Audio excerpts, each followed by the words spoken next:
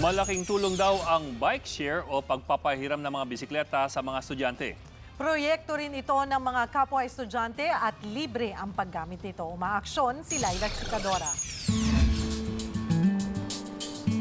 Sakripisyo para sa freshman student na si Menard ang mamasahe at malayong paglalakad sa kanilang universidad. Kaya malaking bagay para sa kanya ang makagamit ng bisikleta sa pagpasok. Sa tulong ng UP Bike Share o pagpapahiram ng bisikleta sa mga estudyante, unti-unting naibsan ang problemang ito. Ang nakaisip ng programang ito, isang grupo ng mga estudyante.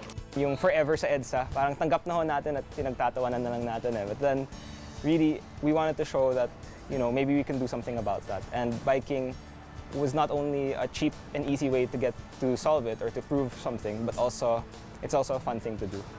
Nagsimula lang sa 10 bisikleta ang grupo ni Miggy. Nag-ambagan silang makakaibigan at nakalikob rin ng donasyon mula sa mga pribadong institusyon. Nang makaipon, agad nila itong ipinahiram sa mga estudyanteng nasa dormitoryo. Pero pag-amin ng grupo, hindi naging madali ang ginawa nilang hakbang para sa mga kapwa nila estudyante. The biggest challenge was the safety of the riders. Hindi sa init o sa pawis o sa hirap ng biking, it's really road safety. Librang ipinapahiram ng grupo ang mga bisikleta sa buong SEM. Kinakailangan lang mag-online sign-up at umattend sa kanilang road safety seminar. Free system naman ang paggamit ng bisikleta. Basta may makita kang available na UP Bike Share na bisikleta sa bike rack, pwede mo itong hiramin. Masaya, nakakatipid din ako kasi, di ba, karaniwan kailangan mo pang mag-ikot jeep para magpalipat-lipat sa mga building. Ngayon, pag kasama ka sa UP Bike Share, makakalibre ka na sa sakay, makaka-exercise ka pa. Mula sa 10 bisikleta, meron ng mahigit 70 bisikleta na pwedeng magamit sa iba't ibang building ng kanilang universidad.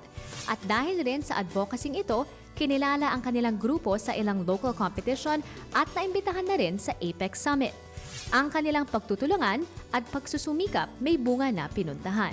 The greatest success, I think, of bike share is that it enables people to see this different world and to care more deeply about the city and how livable it is, and to do something about it. Umaaksyon, Leah Cruz, News 5. Be sure to come back. Use 5 everywhere. Copyright 2016.